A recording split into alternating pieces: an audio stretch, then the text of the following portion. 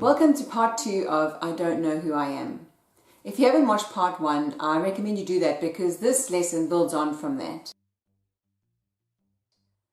When we grow up, we tend to look at the outside world and we look at other people and other people's behaviors and we see how people respond to them. And it's almost as if we're shopping.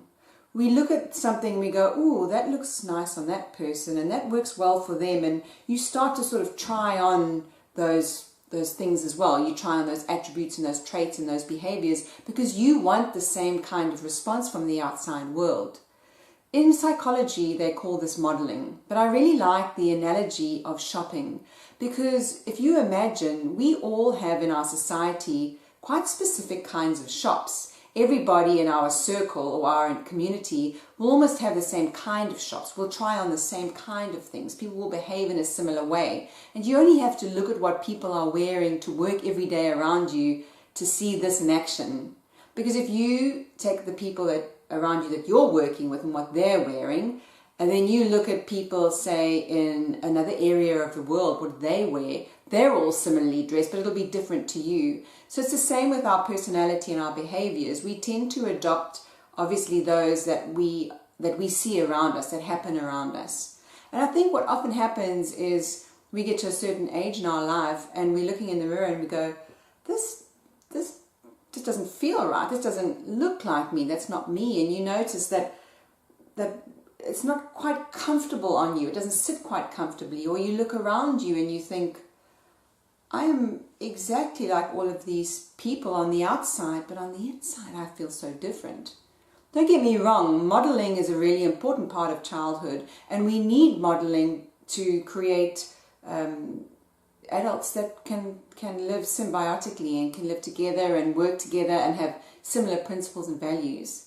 It only becomes a problem when you realize you're actually just a patchwork of a lot of other behaviors that you're trying to model but don't really feel like you anymore. So think about your life. Think about how you feel in yourself. What feels like you and what doesn't sort of fit right? What you can start to do is take off the things that don't feel right and think about how you actually want to feel in yourself, how you could leave the house feeling really comfortable in yourself. Like, what would be worth defending if somebody looked at you and went, ha ha, look at that, look at what you're wearing, look at what you look like, and you'd be able to go, I'm really proud of this, I feel really good about this. What in you would make you feel like that?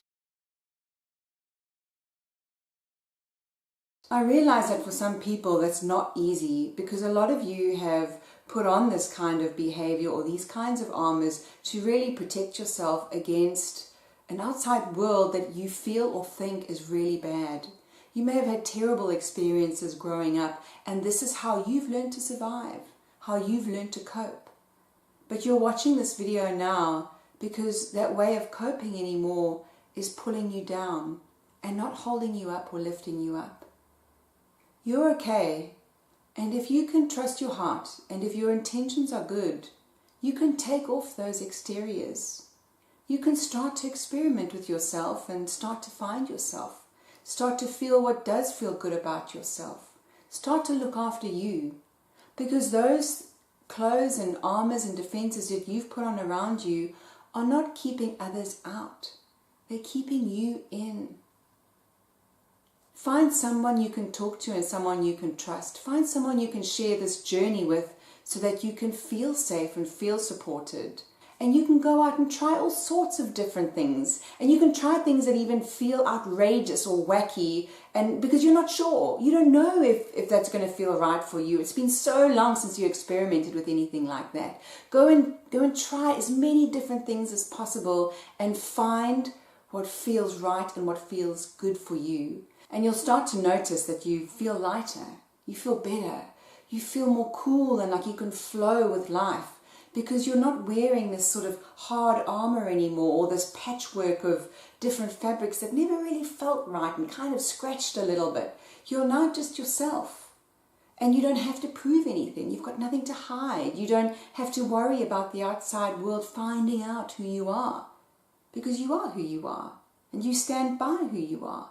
and you really love and like who you are, and you understand that you're going to change and there's going to be flows and movements, and that's okay.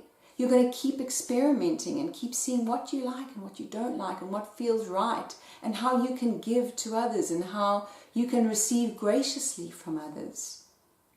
So start experimenting today. Start freeing yourself, feeling good about yourself, and understanding who you really are at the core of you.